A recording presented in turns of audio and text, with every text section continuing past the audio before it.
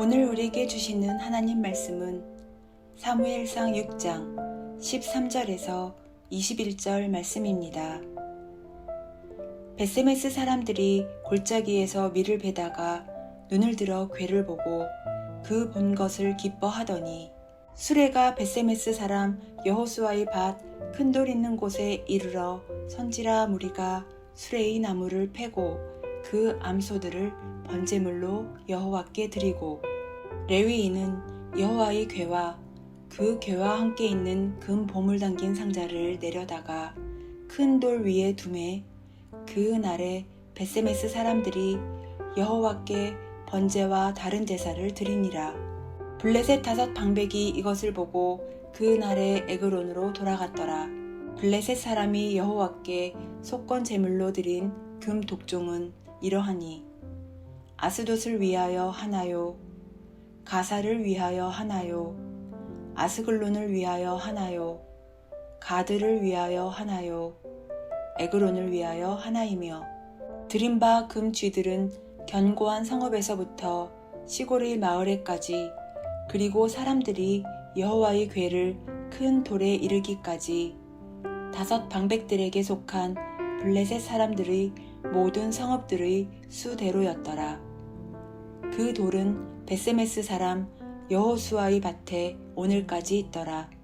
벳세메스 사람들이 여호와의 궤를 들여다본 까닭에 그들을 치사 50,070명을 죽이신지라.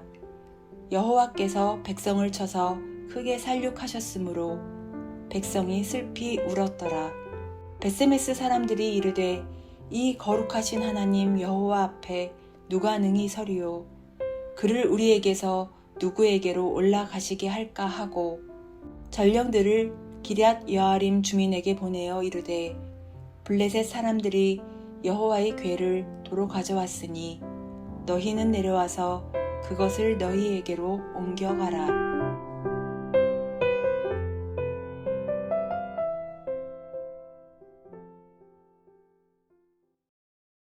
하나님의 언약궤를 잃어버렸던 이스라엘 백성들이 7달 만에 언약궤가 돌아오는 것을 보고 있습니다. 얼마나 기뻤겠습니까? 돌아온 언약궤를 보고 기뻐했다. 오늘 본문의 첫 절인 사무엘상 6장 13절입니다.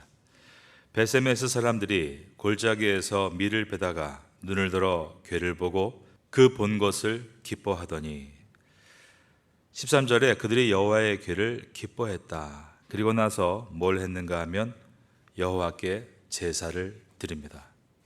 14절입니다.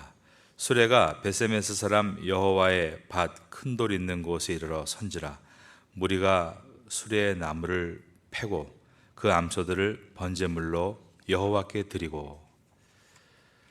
제사로 쓸 땔감은 법궤를 실어온 수레였고 제사로 드린 제물은 벳세메스까지 법궤를 잘 끌고 왔던 사명을 마친 2 암소였다는 것입니다. 이 말씀을 가장 잘 표현한 것이 신약에 나오는데 바로 사도 바울이 자신을 고백한 말 속에 있습니다. 빌립보서 2장 17절에 보면 만일 너희 믿음의 제물과 봉사 위에 내가 나를 관제로 드릴지라도 나는 기뻐하고 너희 무리와 함께 기뻐하리니. 쉬운 성경은 이것을 이렇게 번역했습니다. 여러분의 삶을 내 피를 그 위에 쏟아 부으라고 할지라도 믿음과 봉사의 제물로 하나님께 바칠 때 나는 여러분과 함께 기뻐하고 즐거워할 것입니다. 그리고 바울은 순교의 제물로 자신을 여호와 하나님께 올려드린 것입니다. 사도 바울은 자신의 마지막 유언과도 같은 말씀 디모데후서에서도 다음과 같이 말했습니다. 관제와 같이 벌써 내가 부음이 되고 나의 떠날 기약이 가까웠도다. 그의 죽음이 머지 않은 것을 보며 이제 하나님께 자신을 제물과 같이 드리겠다라고 고백을 하고 있는 것입니다. 예수님께서도 요한복음 12장 24절에서 이렇게 말씀했습니다. 내가 진실로 진실로 너희에게 이르노니 한 알의 밀이 땅에 떨어져 죽지 아니하면 한 알 그대로 있고 죽으면 많은 열매를 맺느니라. 사도 바울은 자신을 땅에 떨어져 죽게 함으로 많은 열매를 맺은 사람입니다.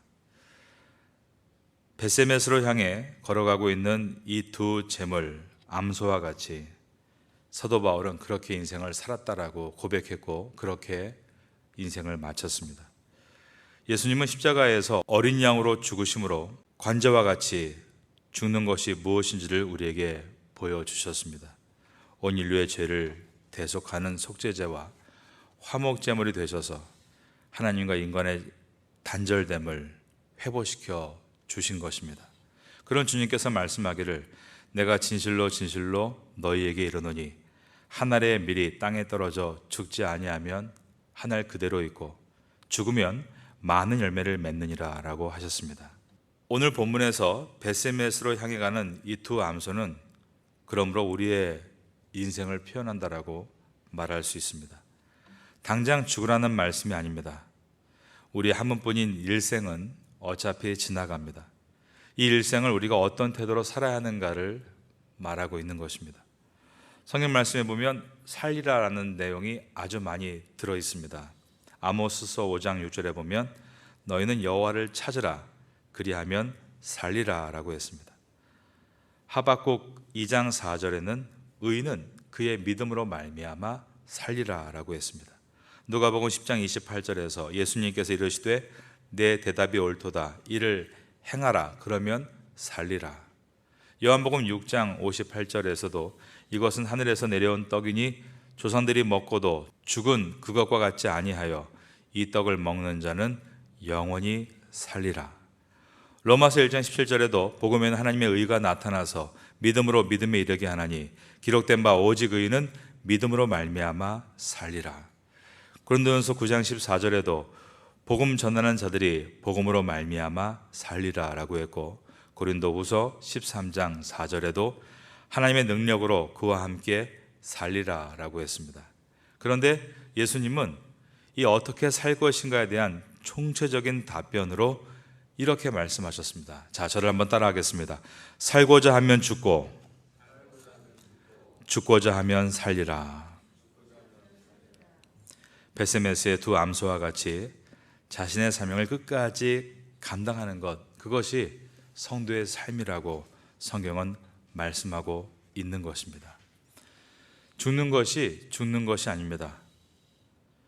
그런 죽을 것 같은 정신으로 살면 오늘 우리의 삶은 귀하게 살아나게 될 것입니다. 그냥 사는 하루가 아니라 빛과 소금의 삶으로 사는 하루가 될 것입니다. 그러한 귀한 삶을 사시는 여러분 되시기를 예수님의 이름으로 축원합니다. 두 번째로 살펴봐야 될 것은 그들이 율법으로 잘못 드린 예배를 하나님께서 받으셨다라는 것입니다. 14절을 보겠습니다. 수레가 벳세메스 사람 여호수아의 밭 큰 돌 있는 곳에 이르러 선지라. 무리가 수레에 나무를 패고 그 암소들을 번제물로 여호와께 드리고, 번제는 흠없는 숫소로 드립니다. 그런데 이 두 암소는 새끼를 낳았던 젖나는 두 암소라고 되어 있었습니다. 그들이 드리는 이 제사는 레위기서에 나오는 제사 제도에 의하면 잘못된 제사였던 것입니다. 왜냐하면 잘 모르고 드린 제사였습니다. 그런데 하나님께서 이 예배를 받으셨다는 것입니다. 이것은 사무엘상 상반부에서 중요한 메시지를 우리에게 던져주고 있습니다. 레위인으로 대제사장 역할을 했던 비두란 제사장 엘리와 그의 두 아들 홈리와 비느하스는 누구보다 제사법에 대해서 잘 알고 있었습니다.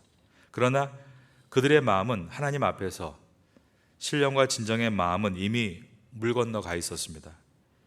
지금 수레를 패서 땔감으로 사용하고 숫소가 아닌 암소를 잡아서 제사를 드리고 있는 곳은 벳세메스입니다. 이 벳세메스는 여호수아 21장 13절 이하에 보면 제사장 아론의 자손에게 주어진 성읍이었다는 것을 알게 됩니다. 그러니까 어느 장소보다도 형식을 갖추어서 제사를 드려야 되는 곳입니다. 그런데 형식을 잘 갖추지 못한 예배를 드리고 있었습니다. 하지만 하나님께서 이 예배를 받으셨다라는 내용을 통해서 하나님의 메시지는 나는 신령과 진정 어린 예배를 기다린다라고 하시는 것입니다. 베세메스로 오고 있는 여호와의 법궤를 환영하면서 기쁨과 함께 드리는 이 예배에 형식이 약간 틀렸고 빠진 것이 있고 또 더한 것이 있었지만 하나님은 우리의 중심을 보시고 예배를 받으신다는 것을 제사장 가문인 엘리와 그의 두 아들 홈리와 비느하스의 제사를 안 받으신 것과 비교해서 사무엘서는 보여주고 있는 것입니다. 여러분, 우리가 이 아침에 나온 이유는 온 마음과 정성을 다해 하나님을 기뻐하고 예배하기 위해 나온 줄로 믿습니다. 이 아침에 예배 드릴 때 그러한 은혜가 우리에게 임할 수 있기를 바라겠습니다. 하나님이 우리의 예배를 받으시면 다 된 것입니다. 그 인생에는 꽃이 피는 것입니다. 세상적인 쾌락이 온다는 말이 아닙니다. 세상에 알 수 없는 신령한 은혜와 평화가 우리에게 임한다라는 것입니다. 하나님이 우리의 예배를 받으셨다면 그것은 우리와 하나님의 길이 열렸다라는 뜻입니다. 하나님의 길이 열리는 사람은 그것을 우리가 형통한 사람이라고 부르는 것입니다. 그는 진실한 사람이 되고 진리의 사람이 됩니다. 지혜의 사람이 됩니다. 온유의 사람, 자비의 사람, 그리고 인내의 사람이 됩니다. 그 사람이 어떻게 성공하지 않을 수가 있겠습니까? 하나님께 영광을 돌리고 이 땅에서 빛과 소금으로 살아가게 되는 것입니다. 이런 은혜가 여러분께 있게 되기를 주님의 이름으로 축원합니다. 그래서 우리는 예배에 성공해야 한다는 말을 자주 합니다. 오늘도 이 새벽에 여러분들은 예배에 성공하심으로 사회생활에도 성공하시고 학교 생활에도 성공하시고 무엇보다 여러분의 미래를 잘 준비할 수 있기를 바라겠습니다. 세 번째는 그들이 그 위에 더 드렸다라고 한 것입니다. 15절입니다. 레위인은 여호와의 궤와 그 궤와 함께 있는 금보물 담긴 상자를 내려다가 큰 돌 위에 두매 그날에 베세메스 사람들이 여호와께 번제와 그 다음 절을 따라하겠습니다. 다른 제사를 드리니라. 그날에라고 했으니까 같은 날이죠. 베세메스 사람들이 여호와께 번제를 드리고 나서도 또 계속 다른 제사를 드렸다는 것입니다. 이것은 개인적으로도 뭔가를 계속 가지고 나왔다라는 뜻입니다. 한 사람 한 사람이 예배의 기쁨을 경험하고 회복되는 시간이었다는 것을 알 수 있습니다. 한 사람 한 사람이 예배의 기쁨을 경험하고 번제를 드릴 것을 가지고 나와 드리는 것, 바로 이것이 부흥의 시작입니다. 부흥은 받는 것에서 시작하는 것이 아니라 드리는 것에서부터 시작이 됩니다. 이제 7장에 가면 미스바의 대부흥이 일어나게 됩니다. 하나님의 부흥이 일어나기 전에 우리가 보니까 하나님께 먼저 드리는 과정이 있었다는 것을 보게 됩니다. 나의 물질을 드리는 기쁨이 회복될 때, 나의 시간을 드리는 기쁨이 회복될 때입니다. 뿐만 아니라 내 아픔도 나의 고통도 주 앞에 드리면서 우는, 그래서 회복되는 은혜가 있을 때 그때였습니다. 미스바의 대부흥이 임했습니다. 우리가 정말 주님을 온전하게 예배드리면 드리고 싶은 마음이 생깁니다. 예전에 어른들이 헌금을 드릴 때 종이를 다리미로 데렸습니다. 왜냐하면 장사하면서 어렵게 한 푼 한 푼 모은 돈들은 꼬깃꼬깃한 종잇돈이었기 때문입니다. 주일날은 그 돈을 잘 데려서 뻣뻣하게 만들어서 비록 작은 돈이지만 정성을 다해 봉투에 담아 하나님께 드렸습니다. 지금은 계좌이체라는 것이 교회에도 많이 정착이 돼서 그냥 숫자로 빠져나가는 것이 이제는 일상화 돼버린 지 오래입니다. 그러다 보니까 전기요금이 빠져나가고 수도요금이 빠져나가듯이 그렇게 헌금도 그냥 나의 수익에서 빠져나간다라고 생각이 들 때가 있습니다. 그러나 중요한 것은 드리는 것이라는 것입니다. 세금을 떼는 것이 아니라 드리는 것이다. 떼는 것이 아니라 드리는 것이다. 드림의 기쁨을 잊어서는 안 됩니다. 저도 계좌이체를 자주 하는 편입니다. 11조 같은 경우는 또 들고 있기가 불편하기 때문에 그런 것 같습니다. 그러나 지금도 하고 있는 일들은 빳빳한 돈을 늘 모으는 일입니다. 아마 제가 어릴 때부터 헌금을 드릴 때 그런 습관이 지금까지 이어져 오는 것 같습니다. 빳빳한 돈을 계속 모았다가 거기에서 하나님께 예물을 드리는 것입니다. 교회에 낡은 부분이 있으면 시멘트 한 봉지를 사서 또 하루 일당 받고 일할 인부를 사서 함께 깨끗하게 정리하는 것도 하나님께 드리는 기쁨과 정성과 관련이 되어 있습니다. 제가 아는 어떤 집사님이 있으셨는데 그분은 2달 있으면 한국으로 돌아갈, 즉 철수할 분이었습니다. 그런데 평일에 니스를 사가지고 와서 나무로 된 베란다를 칠하시는 것이었습니다. 아예 몸빼 바지를 입고 머리에 책모자를 쓰고 턱시도를 끼고 제대로 일을 하시면서 얼마나 찬양을 하며 흥겹게 즐거워하시는지 그 모습이 잊혀지지가 않습니다. 이제 한국으로 철수하면 다시는 오지 않을 교회인데도 불구하고 그는 교회 베란다를 칠하는 것이 아니라 하나님께 자기의 정성을 드리는 것이었습니다. 우리가 하나님께 드리고 싶은 마음이 생기면 드려야 할 부분들이 보입니다. 베세메스에서 그날 2 암소 외에 다른 번제도 있었고 그 외에 사람들이 계속 여러 제사 예물을 가지고 나왔습니다. 바로 예배란 즐겁게 드리는 것이는 것을 보여준 것입니다. 여러분도 예배 드리는 것이 이런 즐거움으로 드릴 수 있는 예배가 되기를 바라겠습니다. 3번째로 보면 이런 상황에서 예배의 자리를 떠나는 사람들도 있었다. 16절입니다. 블레셋 5방백이 이것을 보고 그날에 에그론으로 돌아갔더라.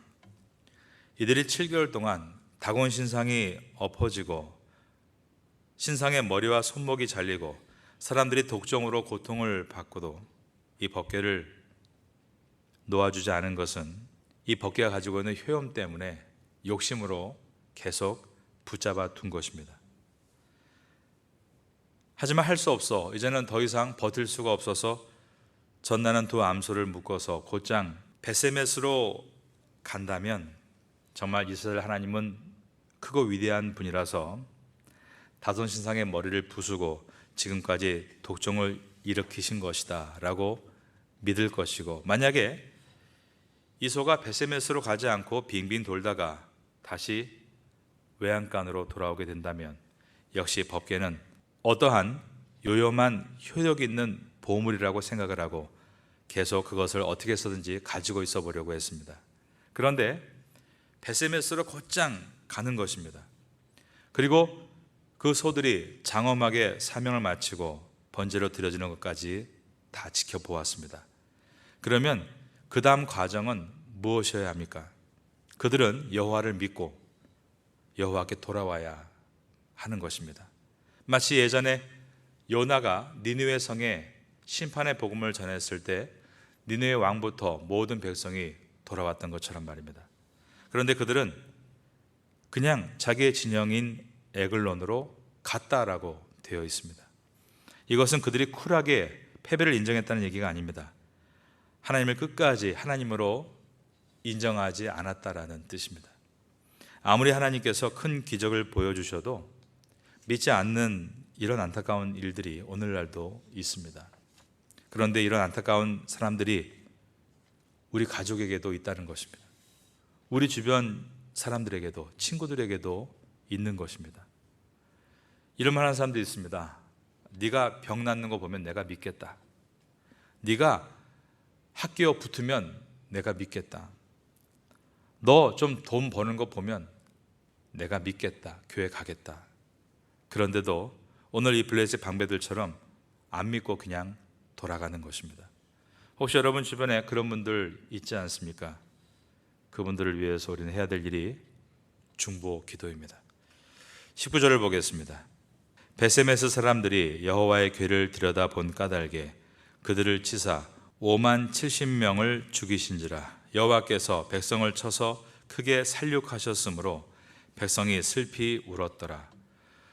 여기에서 가로 열고 5만 가로 닫고라고 되어 있는데, 이것은 현재 이 구약 성경은, 오리지널 성경은 다 없어졌습니다.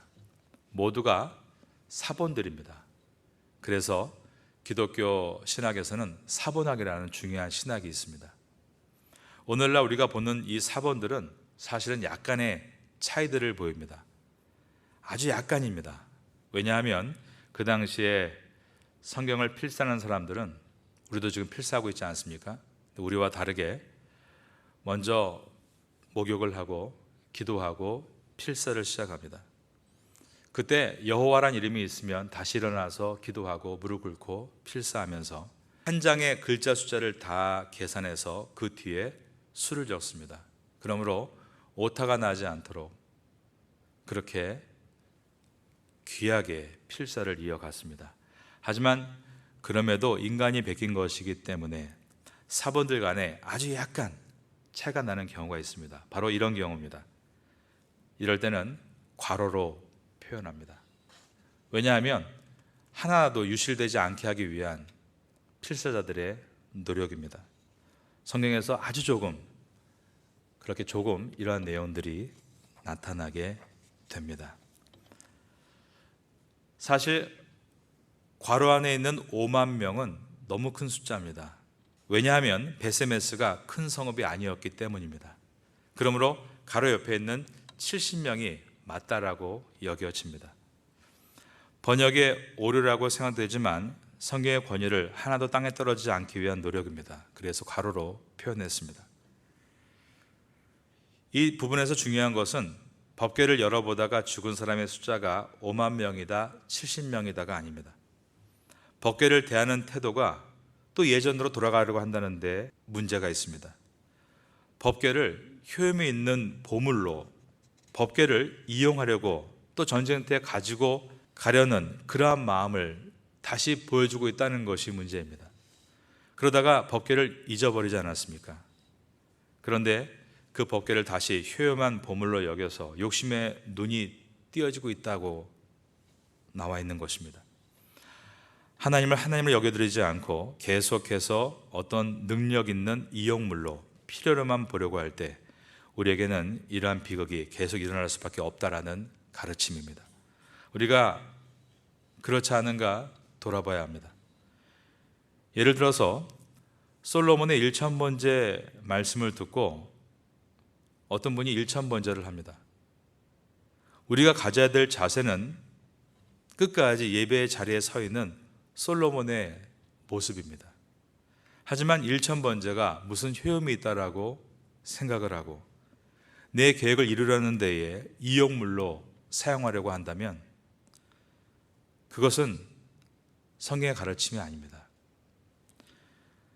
왜 이런 일이 계속 생깁니까? 그것은 우리의 신앙에 방심함이 들어가기 때문입니다. 분명히 배웠습니다. 그런데 또 함부로 법궤를 열고 있는 것입니다. 구약에 분명히 법궤를 열지 말라라고 배웠습니다. 그러나 사람은 또 하나님을 이용하려 하고 자기의 목적을 위해 하나님을 도구로 사용하는 마음을 갖게 된다는 것입니다. 사람의 마음이 얼마나 악하고 그 옆에서 마귀가 계속해서 미혹을 하고 있는지 모릅니다.